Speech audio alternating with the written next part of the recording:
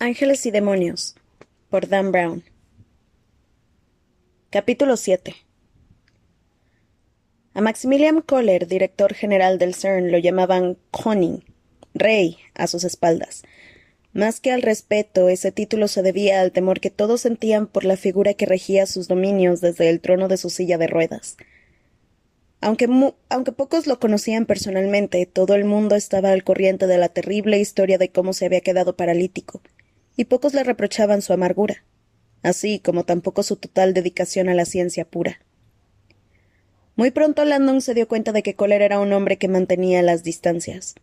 Casi tenía que correr para no quedar rezagado de la silla de ruedas eléctrica que silenciosamente se dirigía hacia la entrada principal. La silla no se parecía a ninguna otra que él hubiera visto antes. Iba equipada con un panel de instrumental electrónico en el que destacaba un teléfono multilínea, un buscapersonas, una pantalla de ordenador e incluso una pequeña videocámara desmontable. Era el centro de mando móvil del rey Kohler. Landon cruzó una puerta mecánica y entró en el amplio vestíbulo principal del CERN. La catedral de cristal, pensó al tiempo que levantaba la mirada al cielo. Por encima de sus cabezas los rayos del sol de la tarde se reflejaban sobre el azulado techo de cristal y proyectaban dibujos geométricos en el aire, confiriéndole grandeza al lugar. Sombras angulares recorrían como si de venas se trataran las paredes de baldosas blancas hasta los suelos de mármol. El aire olía limpio, estéril. Los pasos de un grupo de científicos que deambulaban de un lado a otro resonaban por todo el espacio.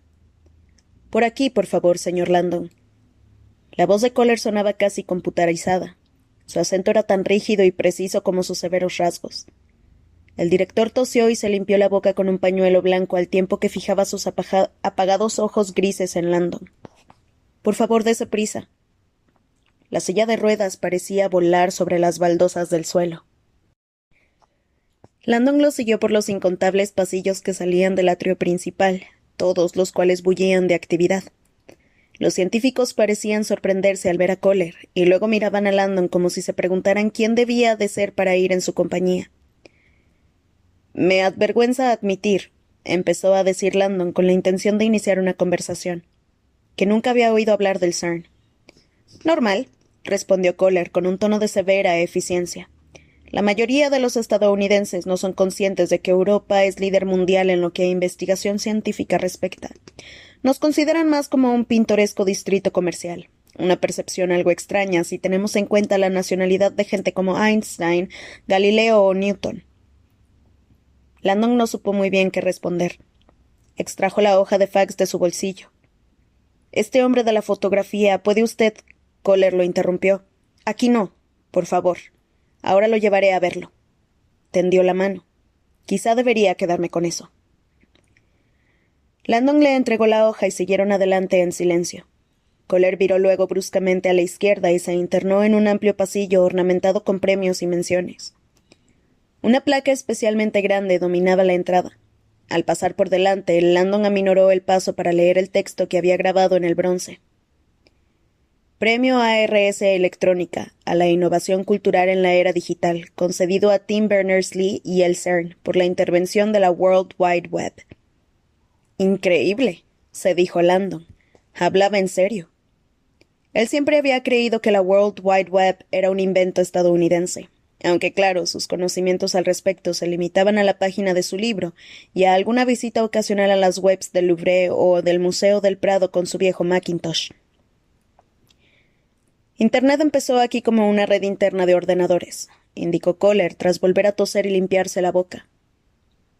Permitía a los científicos de diferentes departamentos compartir entre sí sus hallazgos diarios. Obviamente todo el mundo cree que se trata de una tecnología estadounidense. Landon lo siguió pasillo abajo. ¿Por qué no enmendar el error? Kohler se encogió de hombros mostrando su desinterés. Es un malentendido insignificante en relación con una tecnología insignificante. El CERN es mucho más que una mera conexión global de ordenadores. Nuestros científicos producen milagros casi a diario. Landon le dirigió una mirada interrogativa. ¿Milagros? La palabra no formaba parte del vocabulario que utilizaban en el Fairchild Science Building en Harvard. Eso era algo que se dejaba para la Facultad de Teología. «Parece usted escéptico», señaló Kohler. Creía que se dedicaba a la simbología religiosa. ¿Es que usted no cree en los milagros? Tengo mis dudas al respecto, dijo Landon, en particular sobre los milagros que tienen lugar dentro de un laboratorio. Puede que milagro no sea la palabra más apropiada. Solo pretendía emplear su mismo lenguaje. ¿Mi lenguaje? De repente Landon se sintió incómodo. No querría decepcionarlo, señor, pero yo estudio simbología religiosa. Soy académico, no sacerdote. Kohler aminoró la marcha y se volvió, suavizando un poco la mirada. Por supuesto. Qué simpleza por mi parte. No es necesario tener cáncer para analizar sus síntomas. Landon jamás lo había oído expresar de ese modo. Mientras avanzaban por el pasillo, Kohler sintió satisfecho. Sospecho que usted y yo nos vamos a entender a la perfección, señor Landon. Por alguna razón, él lo dudaba. A medida que avanzaban por el pasillo, Landon empezó a percibir un ruido sordo a su alrededor. Fue incrementándose a cada paso y reverberaba en las paredes. Parecía proceder del pasillo que tenían delante. ¿Qué es eso?, preguntó finalmente, alzando la voz para hacerse oír. Tenía la sensación de que se estaban acercando a un volcán. Un tubo de caída libre, respondió Kohler, cuya apagada voz atravesó el aire sin mayor esfuerzo. No le ofreció ninguna otra explicación. Landon tampoco preguntó. Estaba agotado y Maximilian Kohler no parecía interesado en obtener ningún premio a la hospitalidad. Se recordó la razón por la que había ido allí: los Illuminati. Supuso que en algún lugar de aquellas colosales instalaciones se encontraba el cadáver marcado con un símbolo por el que había volado casi 5.000 kilómetros. Al llegar al final del pasillo, el estruendo se tornó casi ensordecedor. Landon podía notar las vibraciones a través de las plantas de los pies. Doblaron una esquina y a la derecha apareció una galería de observación. En una pared curvada había 4 portales de cristal gruesos, similares a las ventanillas de un submarino. Se detuvo y miró por uno de los agujeros. El profesor Landon había visto muchas cosas extrañas en su vida, pero esa lo era todavía más. Parpadeó varias veces, preguntándose si sufría alucinaciones. Ante sí tenía una enorme cámara circular. En su interior, flotando ingrávida, había gente. 3 personas. Uno de ellos lo saludó con la mano y dio una voltereta en el aire. «Dios santo», se dijo, «estoy en la tierra de Oz». El suelo de la sala consistía en una reja de malla parecida a una gigantesca alambrada. Bajo la reja se podía ver el borroso vaivén metálico de una enorme hélice. «El tubo de caída libre», explicó Kohler, deteniéndose para esperarlo. «Paracaidismo de interior, para aliviar el estrés. Es un túnel de viento vertical». Landon seguía asombrado. Uno de los 3 paracaidistas, una mujer gruesa, maniobró y se acercó a la ventana. Las corrientes de aire la zarandeaban, pero sonrió a Landon y le mostró los pulgares en señal de aprobación. Él le ofreció una débil sonrisa y le devolvió el gesto, preguntándose si ella sabría que se trataba del antiguo símbolo fálico para la virilidad masculina. La mujer obesa advirtió, era la única que llevaba lo que parecía ser un paracaídas en miniatura. La tela se hinchaba sobre ella como un juguete. «¿Para qué sirve ese pequeño paracaídas?», le preguntó a Kohler. «No debe de medir más de 1 metro de diámetro». «La fricción», contestó Kohler, «disminuye su resistencia aerodinámica para que el ventilador pueda levantarla». Volvió a ponerse en marcha. 1 metro cuadrado de tela ralentiza la caída de un cuerpo casi en un 20%. Landon asintió inexpresivamente. No sospechaba que más tarde, esa misma noche, en otro país a cientos de kilómetros de distancia, esa información le salvaría la vida. Capítulo 8. Cuando Kohler y Landon salieron de la parte trasera del complejo principal del CERN, al implacable sol suizo, el profesor se sintió como en casa. El paisaje que tenía ante sí parecía el de un campus de una de las universidades más prestigiosas de Estados Unidos. Una verde pendiente descendía hasta una planicie en la que patios poblados de arces lindaban con residencias estudiantiles de ladrillo y senderos peatonales. Individuos con aspecto de estudiantes cargados con pilas de libros entraban y salían de los edificios. Acentuaban la atmósfera universitaria 2 hippies de cabello largo jugando con un frisbee, mientras disfrutaban de la 4ª sinfonía de Mahler, que surgía de una ventana abierta. Estas son nuestras residencias universitarias, le explicó Kohler mientras aceleraba su silla de ruedas. Contamos con más de 3.000 físicos. El CERN emplea a más de la mitad de los físicos de partículas del mundo entero, las mentes más brillantes sobre la faz de la Tierra. Alemanes, japoneses, italianos, daneses. Nuestros físicos representan a más de 500 universidades y 60 nacionalidades distintas. Landon estaba asombrado. ¿Y cómo se comunican entre sí? En inglés, claro está. Es el idioma universal de la ciencia. Él siempre había oído decir que el idioma universal de la ciencia eran las matemáticas, pero se sentía demasiado cansado para discutir con Kohler. Se limitó a seguirlo por el sendero. A mitad de camino, un joven que hacía footing pasó por su lado. En su camiseta se podía leer el siguiente mensaje: «Sin TGU no hay gloria». Landon se le quedó mirando extrañado. «¿TGU? Teoría General Unificada», aclaró Kohler. «La teoría del todo». «Ah», dijo él, sin saber muy bien a qué se refería. «¿Está usted familiarizado con la física de partículas, señor Landon?» El profesor se encogió de hombros. «Estoy familiarizado con la física general, la gravedad de los cuerpos, ese tipo de cosas». Sus años de saltador de trampolín le habían proporcionado un profundo respeto por el asombroso poder de la aceleración gravitacional. La física de partículas consiste en el estudio del átomo, ¿no es así? Kohler negó con la cabeza. Comparados con lo que investigamos aquí, los átomos parecen planetas. Nuestro objeto de interés es el núcleo del átomo, una mera 10.000ª parte del total. Volvió a toser. Parecía estar enfermo. Los hombres y las mujeres del CERN están aquí para encontrar la respuesta a las mismas preguntas que el ser humano se ha estado haciendo desde el principio de los tiempos. ¿De dónde venimos?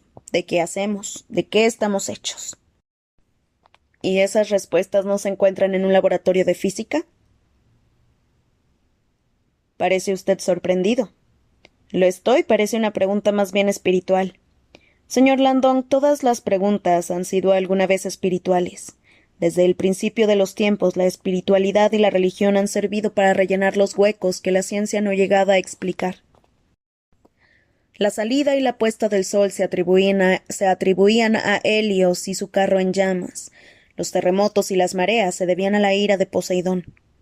La ciencia ha demostrado que esos dioses eran falsos ídolos. Pronto se demostrará que todos los dioses lo son. La ciencia ha proporcionado respuestas a casi todas las preguntas que se ha hecho la humanidad. Solo quedan unas pocas por contestar y son las esotéricas. ¿De dónde venimos? ¿Qué estamos haciendo aquí? ¿Cuál es el significado de la vida y del universo? Landon estaba asombrado. ¿Y esas son las preguntas que el CERN está intentando responder? Permítame que lo corrija. Esas son las preguntas que estamos respondiendo. Él guardó silencio y luego ambos hombres siguieron avanzando por entre los patios residenciales. En un momento dado, un frisbee fue a parar justo delante de ellos. Kohler lo ignoró y siguió adelante. «S'il vous plaît», dijo alguien desde el otro lado del patio. Landon se volvió. Un anciano de cabello blanco con una sudadera en la que se leía College Paris le estaba haciendo señas. Recogió el frisbee y con una mano experta se lo lanzó de vuelta. El anciano lo atrapó con un dedo y lo hizo rebotar varias veces antes de lanzárselo por encima del hombro a su colega. «Merci», le dijo a Landon. «Felicidades», dijo Kohler cuando finalmente él regresó a su lado. Acaba de jugar al frisbee con un premio Nobel. George Charpak, inventor de la cámara proporcional de multihilos. Landon asintió. «Por lo visto, hoy es mi día de suerte». Tardaron 3 minutos más en llegar a su destino, una amplia y cuidada residencia que descansaba en medio de un bosquecillo. Comparada con las demás, parecía de lujo. El letrero de piedra que había en la fachada rezaba Edificio C. «Qué original», se dijo Landon. A pesar de su anodino nombre, el Edificio C se ajustaba al estilo arquitectónico que le gustaba al profesor, conservador y sólido. Su fachada era de ladrillo rojo, tenía una balaustrada ornamentada y se hallaba enmarcado por unos setos simétricamente esculpidos. Al tomar el sendero de piedra en dirección a la entrada, pasaron por debajo de un pórtico formado por un par de columnas de mármol. En una de ellas alguien había pegado una nota adhesiva. Esta columna es iónica. ¿Un grafito de físicos? Pensó Landon al ver la columna y rió para sí. Me reconforta comprobar que incluso los grandes físicos cometen errores. Kohler se volvió hacia él. ¿Qué quiere decir? Quienquiera que haya escrito esa nota se ha equivocado, aparte de haberlo escrito mal. Esa columna no es jónica. La anchura de las columnas jónicas es uniforme. Esa, en cambio, está usada. Es dórica, su equivalente griego. Se trata de una equivocación bastante habitual. Kohler no sonrió. El autor pretendía hacer una broma, señor Landon. Iónica se refiere a que contiene iones, partículas con carga eléctrica. Están presentes en la mayoría de los objetos. Landon volvió la cabeza para mirar la columna y dejó escapar un gruñido. Todavía se sentía avergonzado cuando salió del ascensor a la última planta del edificio C y siguió a Kohler por un elegante pasillo. La decoración de estilo colonial francés lo sorprendió. Un diván de cerezo, jarrones de porcelana y carpintería tallada a mano. Queremos que nuestros científicos residentes se sientan a gusto, le explicó Kohler. Ya se nota, pensó Landon. ¿El hombre del fax se aloja aquí arriba? ¿Era uno de sus empleados? Así es, asintió el director. No había acudido a una reunión que tenía conmigo esta mañana, ni tampoco contestaba a su busca, así que he venido a buscarlo y lo he encontrado muerto en su salón. Landon sintió un repentino escalofrío al darse cuenta de que estaba a punto de ver un cadáver. Era algo aprensivo, una debilidad que había descubierto cuando era estudiante de arte y el profesor explicó a la clase que Leonardo da Vinci había obtenido sus conocimientos de la anatomía humana exhumando cadáveres y diseccionando la musculatura. Kohler lo condujo hasta el final del pasillo, en el que solo había una puerta. El penthouse, ¿qué dirían ustedes?, anunció Kohler, secándose una gota de sudor de la frente. Landon observó la solitaria puerta de roble que tenía ante sí. La placa decía Leonardo Vetra. Leonardo Vetra habría cumplido 58 años la semana que viene, explicó Kohler. Era uno de los científicos más brillantes de nuestra época. Su muerte supone una gran pérdida para la ciencia. Por un instante Landon creyó advertir un atisbo de emoción en el severo rostro del director, pero tan pronto como apareció ésta volvió a desaparecer. Kohler sacó un gran llavero de su bolsillo y empezó a buscar la llave. Entonces Landon reparó en algo extraño. El edificio parecía estar desierto. ¿Dónde está todo el mundo?, preguntó. No esperaba esa falta de actividad, teniendo en cuenta que estaban a punto de entrar a una escena del crimen. Los residentes están en su laboratorio, respondió Kohler, que por fin había encontrado la llave. Me refiero a la policía, le aclaró él. ¿Ya se ha marchado? Kohler se detuvo un momento con la llave suspendida en el aire a medio camino de la cerradura. ¿La policía?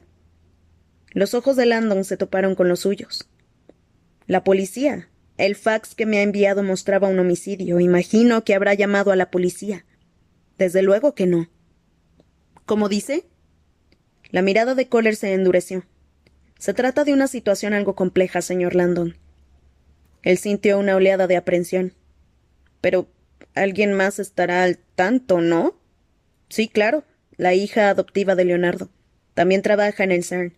Ella y su padre compartían laboratorio. Eran colaboradores. La señorita ha estado toda la semana fuera realizando una investigación de campo. Le he informado de la muerte de su padre y en estos momentos se encuentra de camino. Pero un hombre asiduo a Ceci a su debido tiempo se llevará a cabo una investigación formal, repuso Kohler con firmeza. Sin embargo, eso es algo que sin duda implicará el registro del laboratorio de Vetra, un lugar que él y su hija consideraban privado. Por lo tanto, no se hará hasta que la señorita Vetra haya regresado. Siento que le debo al menos esta mínima muestra de discreción. Kohler hizo girar la llave. Al abrirse la puerta, una sibilante ráfaga de aire helado salió al pasillo e impactó en el rostro de Landon. Desconcertado dio un paso atrás. Se encontraba en el umbral de un mundo extraño. El apartamento que tenía ante sí estaba inmerso en una niebla blanca y espesa que formaba humeantes vórtices alrededor de los muebles y envolvía la habitación en una bruma opaca. —¿Qué demonios? —tartamudeó. —Refrigeración de freón —respondió Kohler. He congelado el apartamento para preservar el cadáver. Landon se abrochó la americana de tweed para protegerse del frío. «Estoy en Oz», se dijo, «y he olvidado mis zapatillas mágicas». Capítulo 9. La escena que Landon se encontró era espantosa.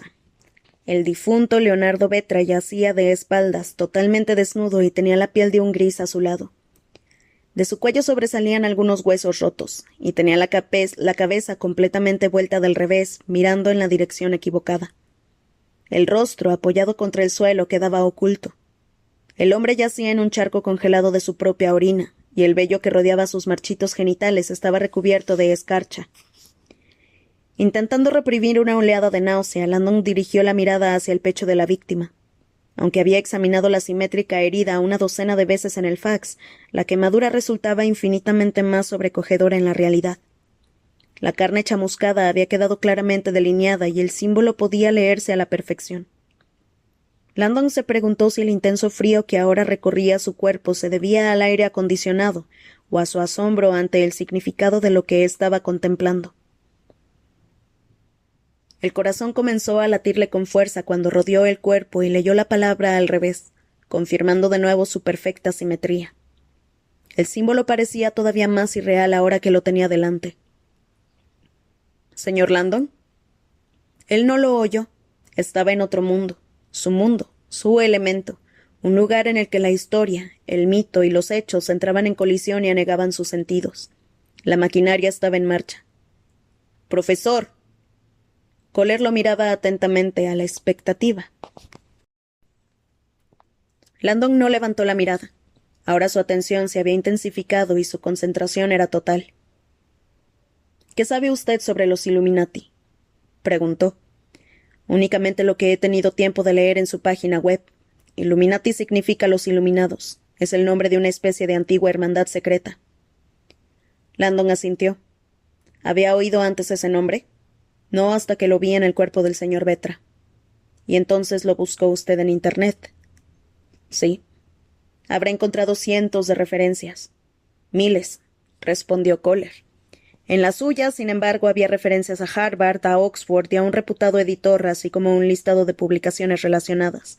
Como científico, hace tiempo que aprendí que la validez de la información depende de sus fuentes, y sus credenciales parecían auténticas.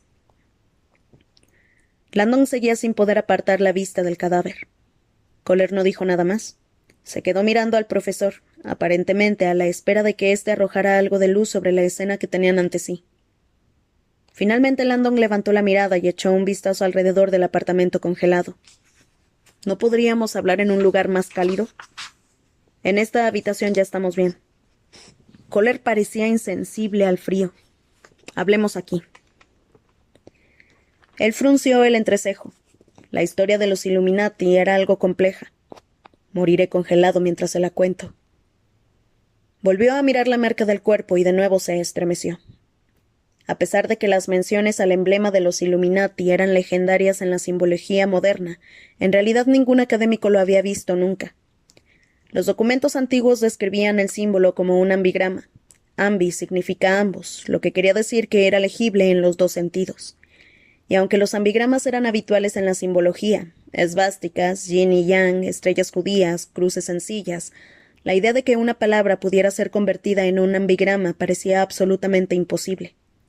Los simbólogos modernos habían intentado durante años trazar la palabra Illuminati de un modo simétrico, pero habían fracasado estrepitosamente. La mayoría de los académicos creían que la existencia del símbolo era un mito. «Entonces, ¿quiénes son los Illuminati?», preguntó Kohler. «Eso», pensó Landon. «¿Quiénes son en realidad?». Y empezó su relato. «Desde el principio de los tiempos», explicó Landon, «ha existido una profunda escisión entre ciencia y religión. Científicos sin pelos en la lengua como Copérnico fueron asesinados», dijo Kohler. «Asesinados por la Iglesia por revelar verdades científicas. La religión siempre ha perseguido a la ciencia». «Sí, pero en la Roma del siglo XVI un grupo de hombres se rebeló contra la Iglesia. Algunos de los científicos más ilustrados de Italia, Físicos, matemáticos, astrónomos, empezaron a reunirse en secreto para compartir su preocupación por las enseñanzas incorrectas de la Iglesia. Temían que su monopolio sobre la verdad amenazara la ilustración académica en todo el mundo, y fundaron el primer comité científico bajo el nombre de los Iluminados. Los Illuminati. Sí, asintió Landon. Las mentes más eruditas de Europa entregadas a la búsqueda de la verdad científica. Kohler se quedó callado. Por supuesto, los Illuminati fueron perseguidos de forma implacable por la Iglesia católica. Solo mediante ritos extremadamente secretos los científicos pudieron permanecer a salvo.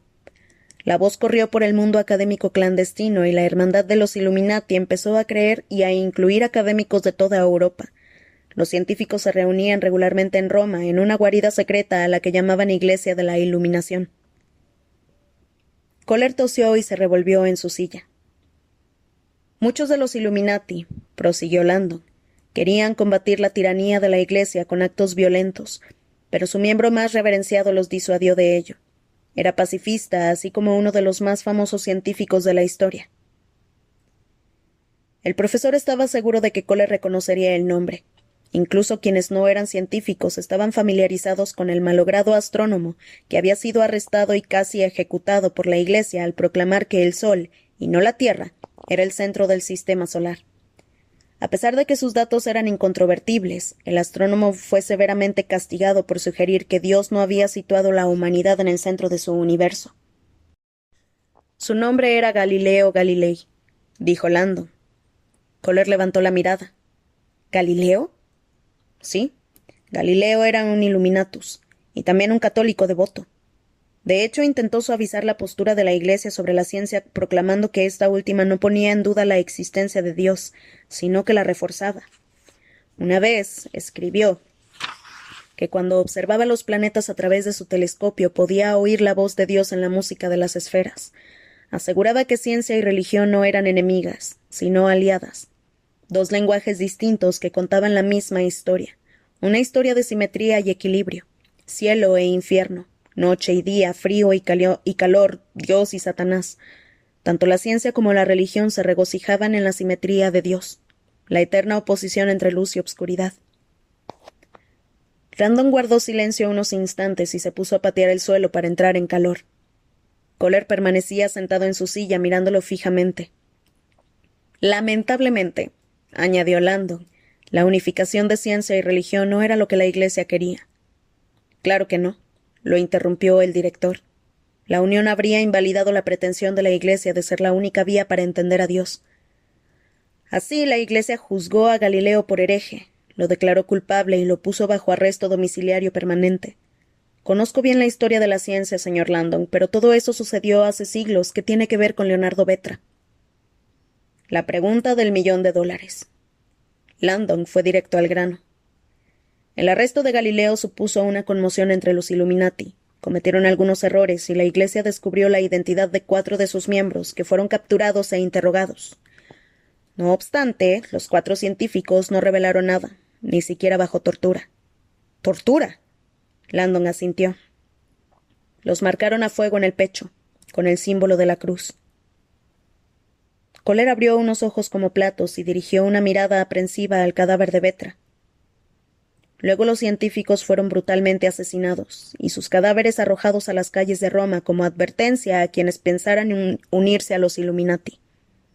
Acosados por la Iglesia, los restantes miembros de la hermandad se vieron obligados a huir de Italia. Landon hizo una pausa antes de concluir. Miró directamente a los ojos sin vida de Kohler. Los Illuminati se hicieron todavía más clandestinos y empezaron a relacionarse con otros grupos de refugiados que huían de las purgas católicas, místicos, alquimistas, ocultistas, musulmanes, judíos. Con los años fueron absorbiendo nuevos miembros, dando lugar a unos nuevos Illuminati, unos Illuminati más oscuros. Unos Illuminati profundamente anticristianos. Se hicieron muy poderosos. Su secretismo era mortal. Practicaban ritos misteriosos y juraron que algún día resurgirían y se vengarían de la Iglesia católica.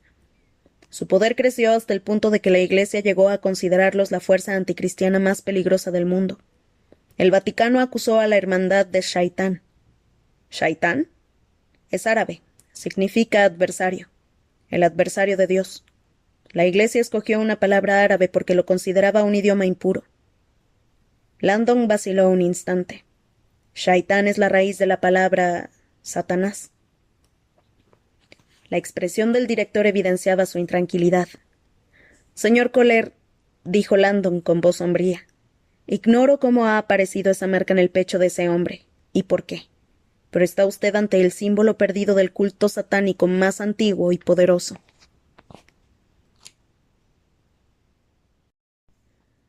Capítulo 10. El callejón era estrecho y estaba desierto. Ahora el Hassassin caminaba con rapidez y en sus ojos negros se traslucía la excitación que sentía. Cerca ya de su destino, las últimas palabras de Janus volvieron a resonar en su mente. La segunda fase comenzará en breve. Descanse un poco. El Hassassin dejó escapar una risita de suficiencia. Llevaba despierto toda la noche, pero dormir era la última cosa en la que podía pensar. Dormir era para débiles. Al igual que sus antepasados, él era un guerrero, y su gente no dormía una vez que la batalla había comenzado. Esa batalla sin duda ya lo había hecho, y suyo había sido el honor de derramar la primera sangre. Ahora tenía 2 horas para celebrar su gloria antes de regresar a su tarea. Dormir. Hay formas mejores de relajarse. El apetito por el placer hedonista era algo que había heredado de sus antepasados. Sus ancestros se entregaban al hachís. Él, en cambio, prefería otro tipo de gratificación. Se enorgullecía de su cuerpo, una afinada y letal máquina de matar que, a pesar de su herencia, él se negaba a contaminar de narcóticos. Había desarrollado una adicción más vigorizante que las drogas, una recompensa mucho más sana y satisfactoria. Cada vez más excitado, el Hassassin apresuró el paso. Finalmente llegó a una anodina puerta y llamó al timbre. Una mirilla se deslizó hacia un lado y 2 suaves ojos castaños lo evaluaron. Luego la puerta se abrió. Bienvenido, dijo una elegante mujer y lo guió hasta un salón de bonitos muebles y tenue iluminación. El aire olía a perfume caro y almizcle. La mujer le entregó un álbum de fotografías. Avíseme cuando haya hecho su elección. Y desapareció. El Hassassin sonrió. En cuanto se sentó en el diván afelpado y colocó el álbum de fotos sobre su regazo, sintió la punzada del deseo carnal. Aunque su gente no celebraba la Navidad, imaginó que así debía de sentirse un niño cristiano ante una pila de regalos, justo antes de descubrir las maravillas que escondían en su interior. Abrió el álbum y examinó las fotografías. Toda una vida de fantasías sexuales le devolvió la mirada. Marisa, una diosa italiana, ardiente, una Sofía Loren joven. Sachiko, una geisha japonesa, ágil, gran experta. Kanara, una despampanante visión negra, musculosa, exótica. Examinó el álbum de arriba a abajo un par de veces e hizo su elección.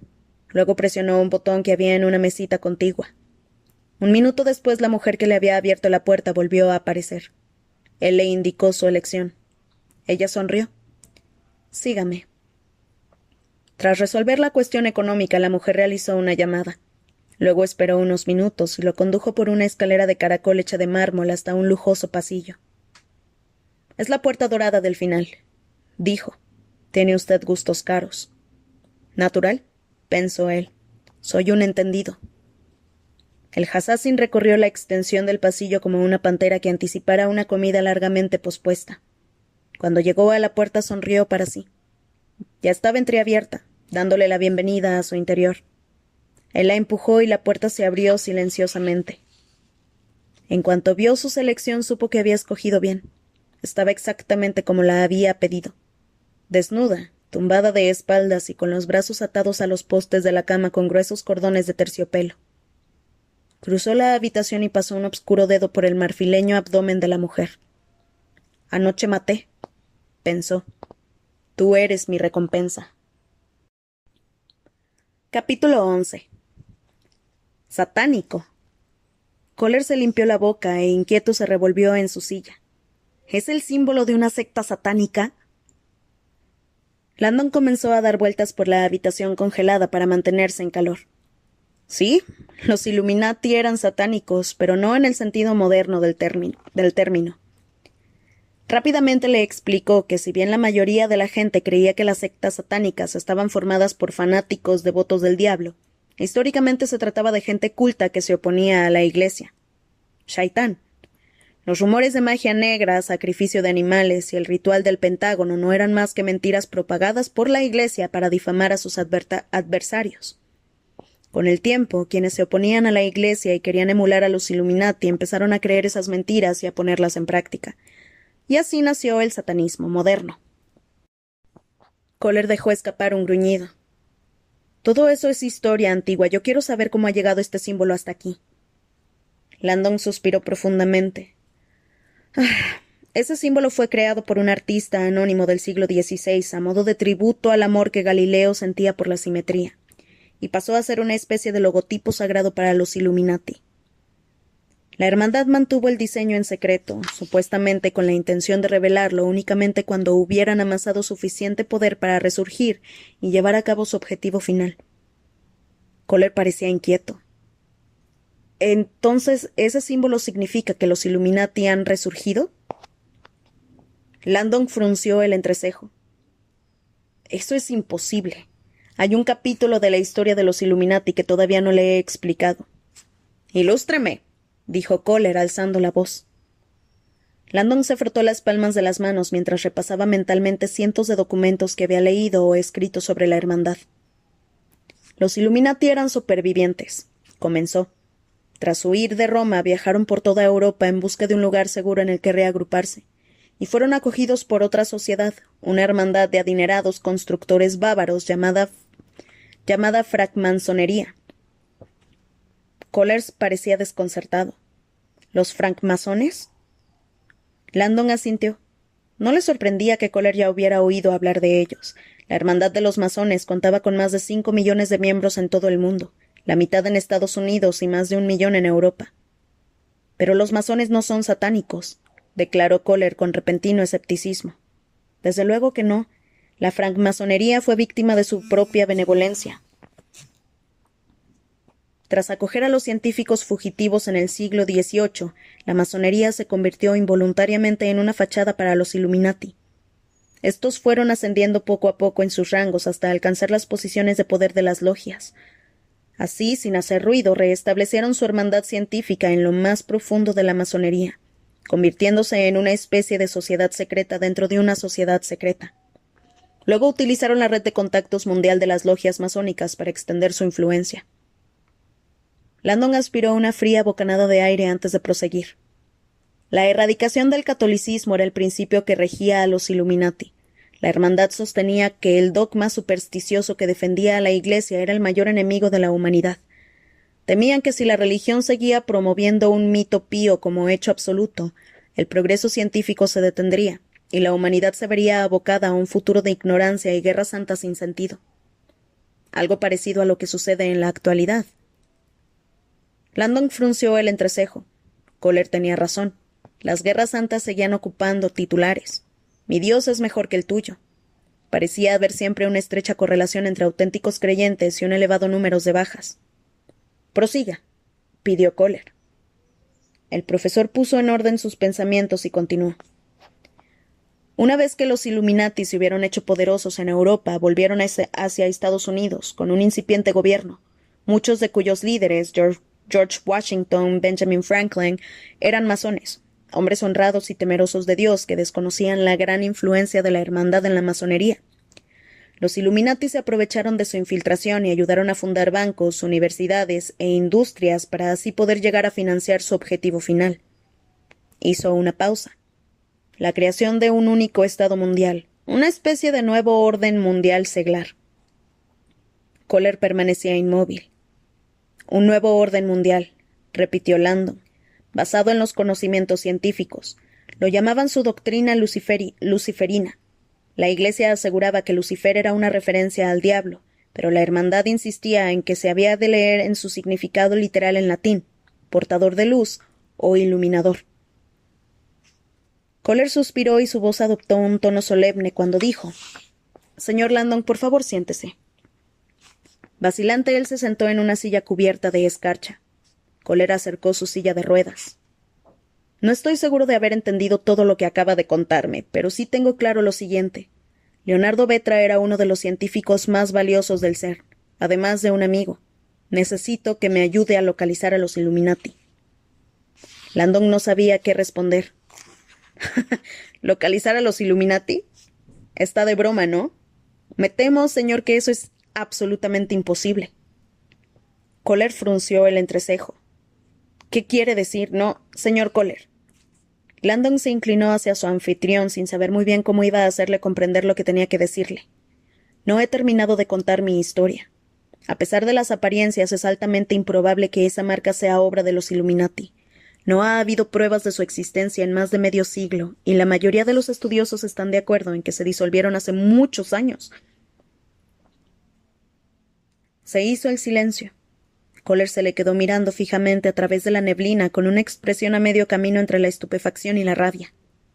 ¿Cómo demonios puede usted decir que ese grupo se ha disuelto cuando su nombre está marcado a fuego en el cuerpo de ese hombre? Landon llevaba toda la mañana haciéndose esa misma pregunta. La aparición del ambigrama de los Illuminati era asombrosa. Expertos en simbología de todo el mundo se quedarían perplejos si lo vieran. Y sin embargo, el académico que había en él comprendía que la reaparición de la marca no demostraba absolutamente nada sobre los Illuminati. Los símbolos no confirman en modo alguno la presencia de sus creadores originales, declaró.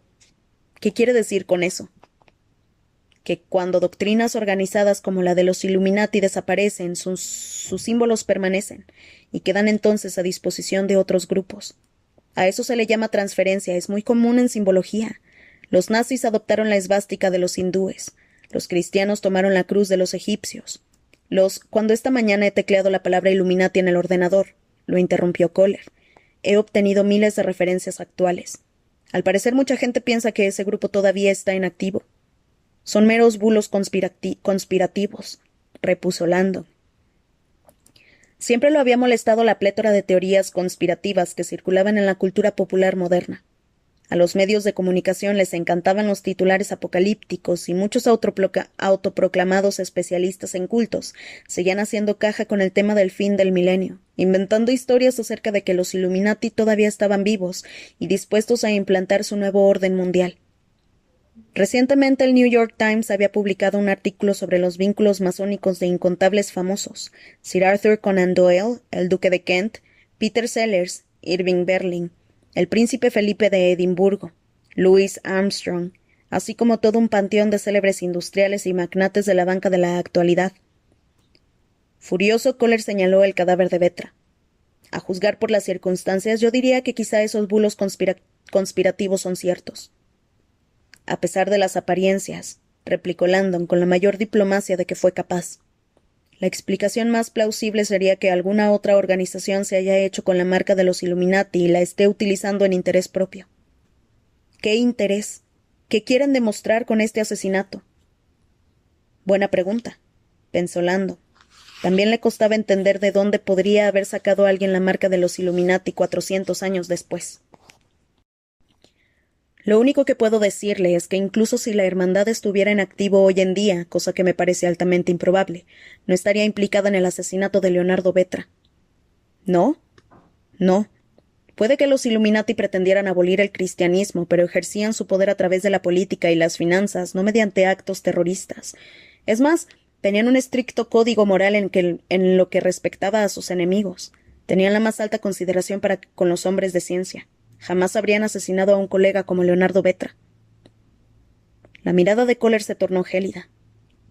Quizás se me ha olvidado mencionar que Leonardo Vetra no era precisamente lo que se dice un científico convencional. Landon dejó escapar un suspiro. Señor Kohler, estoy seguro de que Leonardo Vetra era brillante en muchos sentidos, pero el hecho es que... Sin previo aviso, Kohler dio media vuelta y salió del salón, dejando tras de sí una estela en la neblina mientras desaparecía pasillo abajo. «Por el amor de Dios», gruñó Landon y fue tras él. Kohler estaba esperándolo en un pequeño rincón al final del pasillo.